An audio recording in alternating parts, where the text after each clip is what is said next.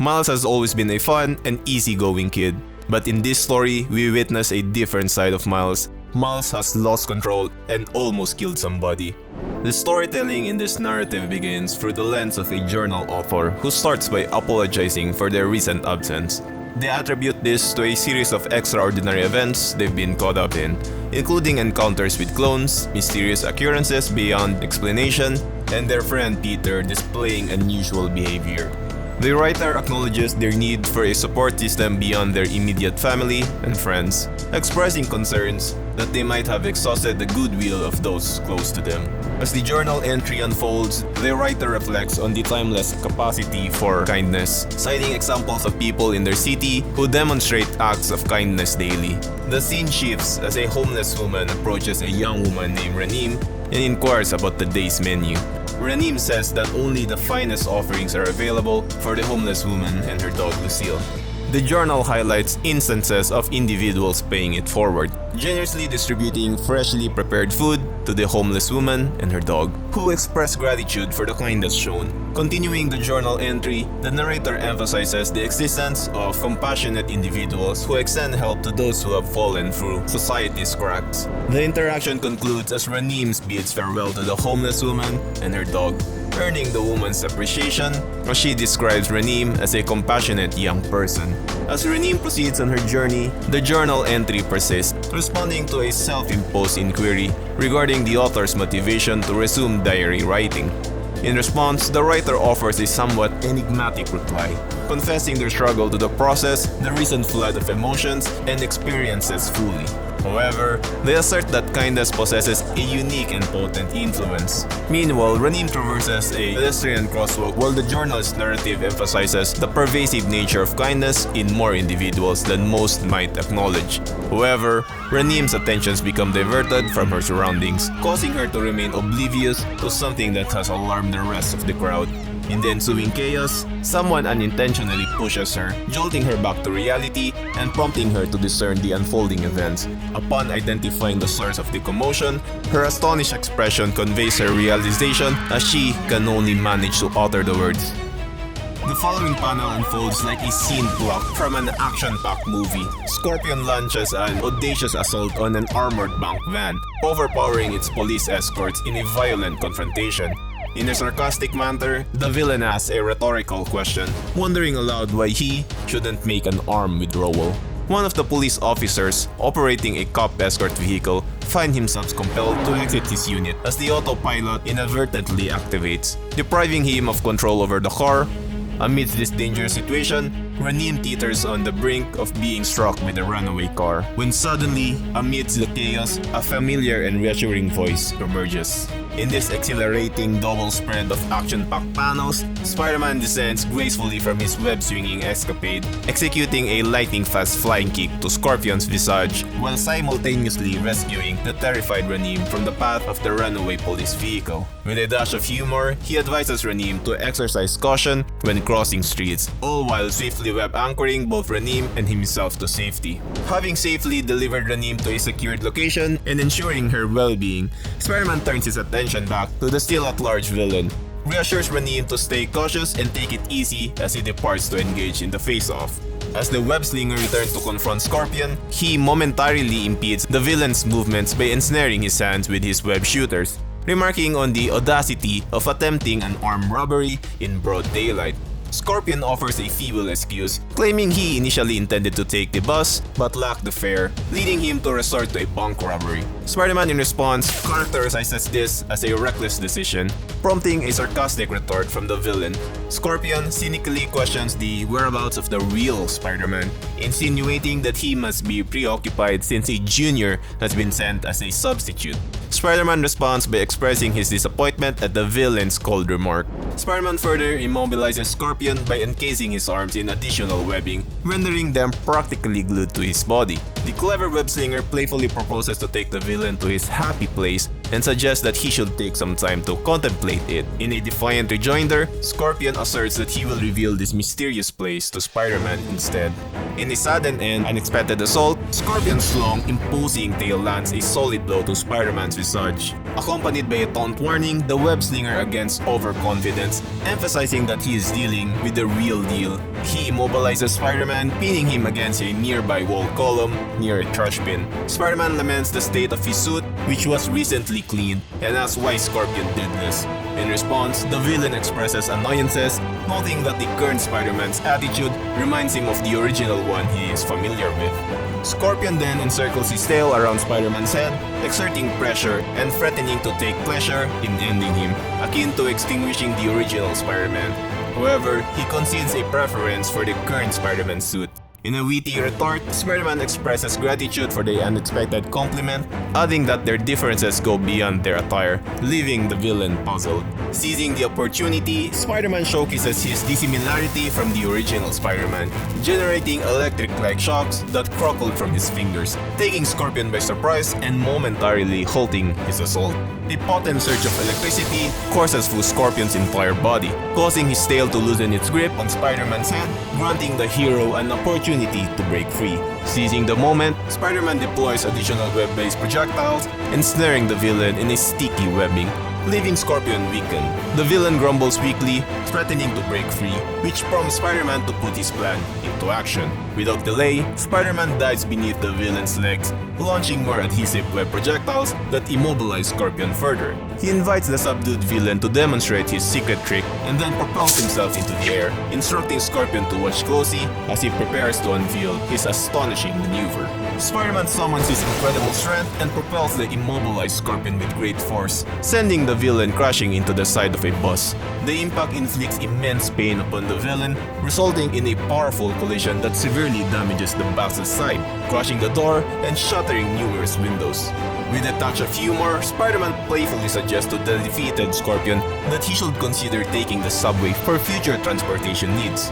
The villain groans, clearly feeling the effects of his thorough beating. However, their stern voice abruptly interrupts their banter, cautioning Spider-Man against offering life advice to wrongdoers. This authoritative voice belongs to a member of the New York Police Department named Gao, who presents her badge for Spider-Man to see. Gao warns the superhero that she has the authority to arrest him for violating the Power Act, hinting that her colleagues are eager to remove masked individuals like him from the city street. Her fellow officer approaches and seeks her following directive, to which he responds by ordering the containment of Scorpion.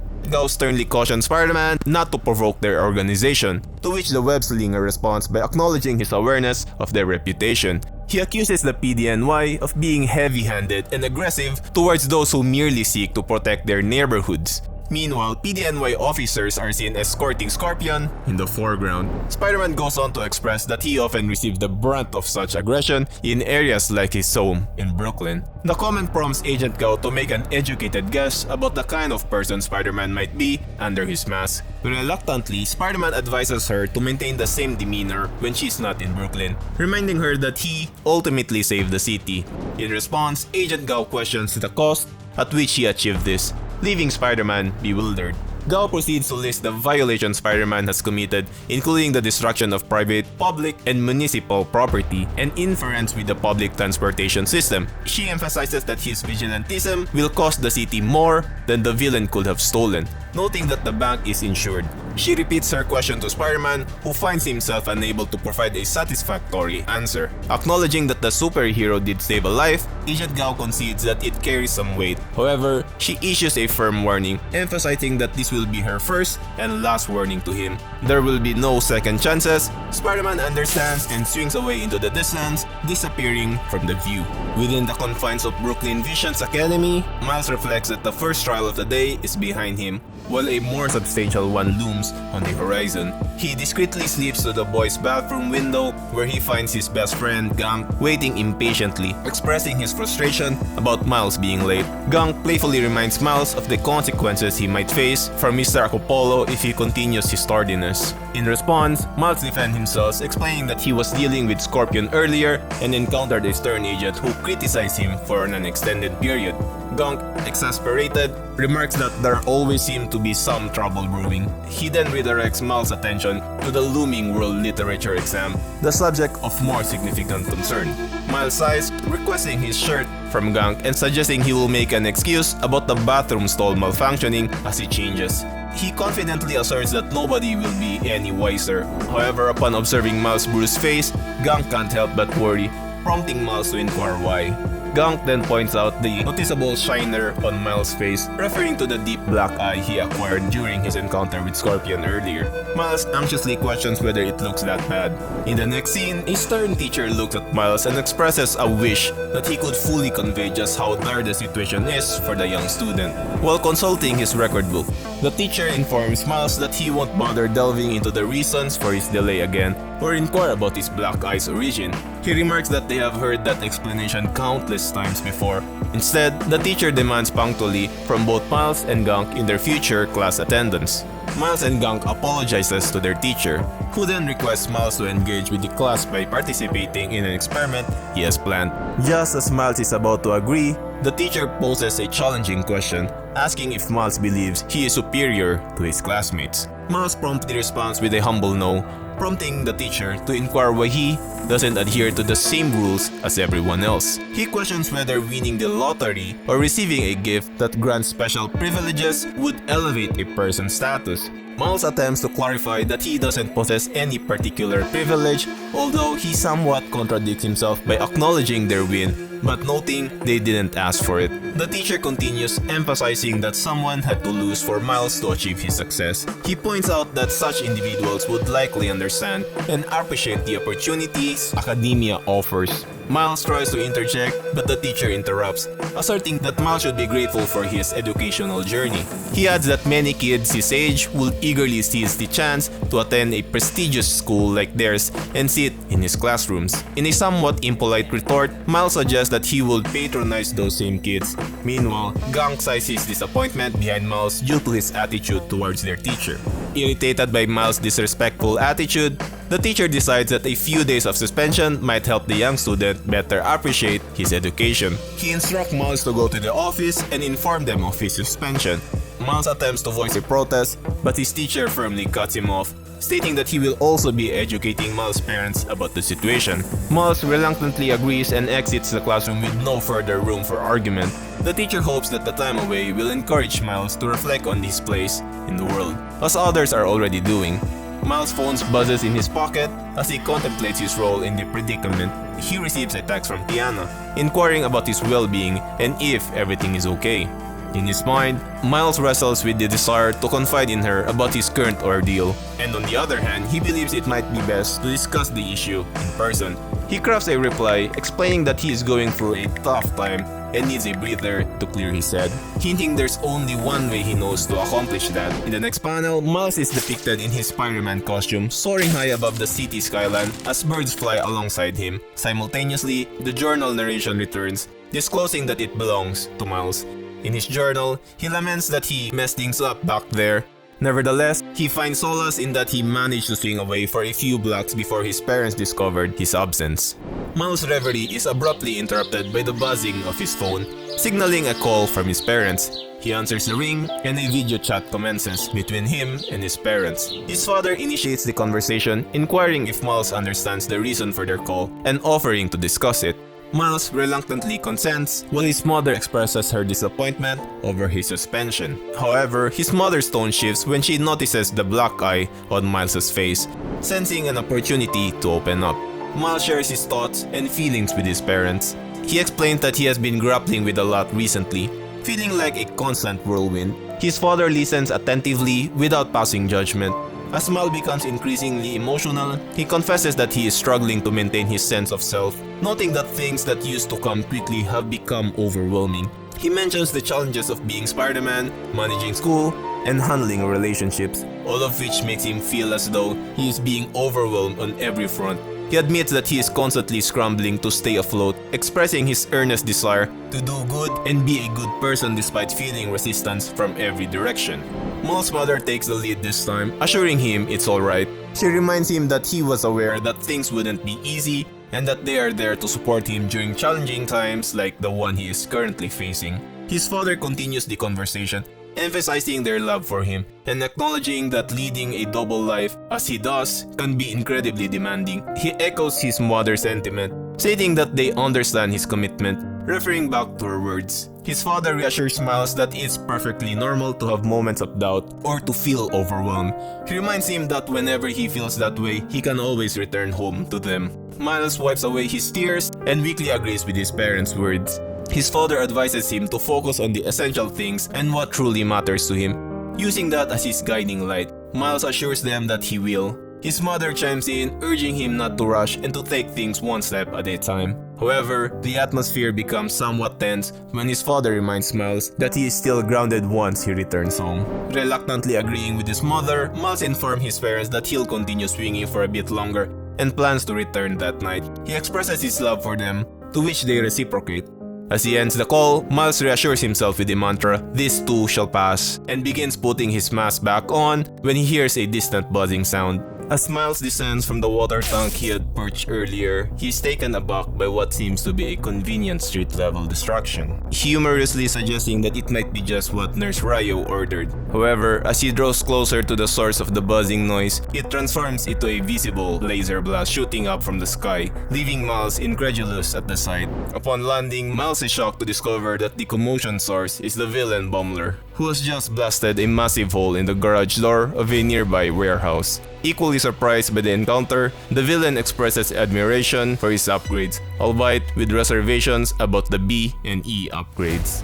Bumbler redirects his weapon towards Spider-Man, warning that he is about to open a fire as a reflex and requesting that the web slinger not hold it against him. While Spider-Man comprehends the villain's predicament, he still can't believe he is embroiled in a second confrontation with Bumbler, especially after their previous battle ended with a valuable lesson for the villain. Ignoring Bumbler's reasoning, Spider-Man charges towards him. Bumbler attempts to explain that life on the street is tough and that he needs money, but his words are cut short when Spider-Man lands a powerful kick to his abdomen, sending the villain hurtling through the air and crashing violently to the ground.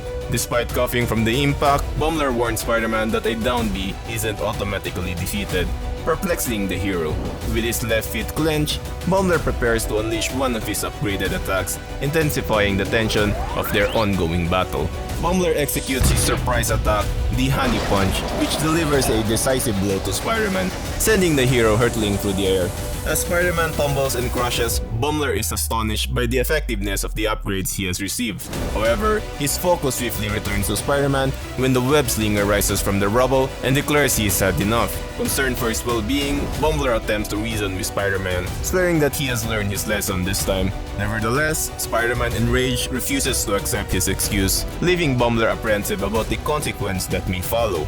In the ensuing panel, Spider-Man delivers a sudden and furious left punch to Bumbler, striking him with such force that blood gushes through the point of impact.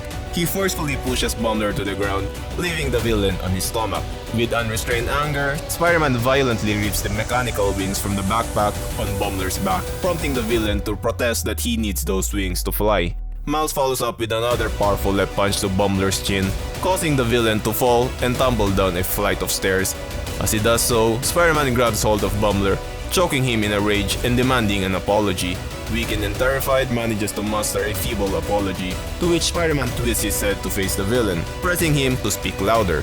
In a fury, Spider-Man, portrayed by a furious Miles, relentlessly pummels the terrified Bumbler, who pleads with him to stop, insisting that he's already been defeated. Miles is poised to deliver another devastating blow, but in the nick of time, he snaps back to reality, suddenly comprehending the brutality of his actions. Miles swiftly stands up from pinning down Bumbler, visibly bewildered by what just occurred. Bumbler expresses relief that the web slinger is regaining his composure, but makes the grave error of asking Spider-Man if he intends to let him go. This question irritates Spider-Man, who retorts with annoyance and incredulity, questioning whether Bumbler is serious about making such a request.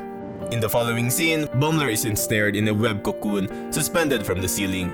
With an air of humor, the villain inquires if Spider-Man intends to simply leave him there in that state, concluding with a remark about how the streets have changed him. With a sense of regret, Miles apologizes for leaving Bumbler in that predicament, explaining that his heart isn't in it now. He then leaps out of the window and the ceiling. As Miles swings through the city skyline again, he reflects on how he lost control and nearly killed Bumbler. He acknowledges the need to regain his composure and suppress whatever turbulent emotion he is currently grappling with. Soaring high above the city, Miles contemplates how to regain his composure. He reminds himself to breathe deeply and calm his racing thoughts. He emphasizes the importance of finding his center and reorienting himself. As he glides over the rooftops of buildings, he spots the homeless woman and her dog on the city streets below.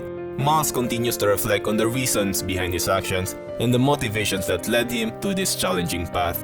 Seated on the ledge of the building's rooftop, he removes his mask, resolving to stay focused on his mission. He affirms that he needs to remember the essence and the initial reasons that propel him into being Spider-Man, for whom and what he is doing this for. Miles aspires to embody that kindness and spread it worldwide. Seated on the rooftop ledge, Miles reflects on all the ordinary people on the ground who don't possess the same gifts he does. Those who weren't chosen to be like him. He recalls saying, "Take it one step at a time." Miles yearns for advice from Peter Parker, the original Spider-Man, even though he acknowledges the unlikelihood of receiving it.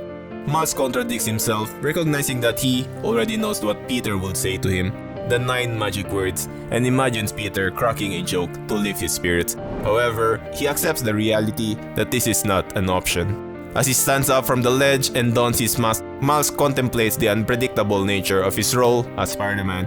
He recalls the famous words, "With great power, there must also come great responsibility." With resolve, he leaps into the air and swings to his next destination, reflecting on how good it feels to utter those words, even if sometimes he forgets their significance. As Spider-Man swings by the city streets above, the homeless woman's dogs begins barking, prompting her to inquire about the cause of the commotion. She notices Ranim approaching the road to her right and asks the young woman how her day was. Ranim responds excitingly, describing it as fantastic, especially after being saved by Spider-Man. The old woman playfully teases her, suggesting that's why she is glowing. Ranim dismisses the notion, insisting she has no idea why her day has been so great, and bids farewell to the old woman. As she enters the building from the front, she reflects the word lucky hardly suits her and contemplates how some people fail to appreciate their good fortune. Deeper inside the building, Ranim arrives at a location with several monitors hanging from the ceiling. She reflects on how some individuals are born with nothing, yet society still finds a way to take away what little they have. She laments that most people fail to grasp that not everyone can win life's lottery. In the final scene, Ranim is depicted behind a computer console with multiple monitors displaying images of Spider-Man in action and Miles Morales, the man behind the superhero mask. Alongside Miles, several other individuals appear on some of the monitors.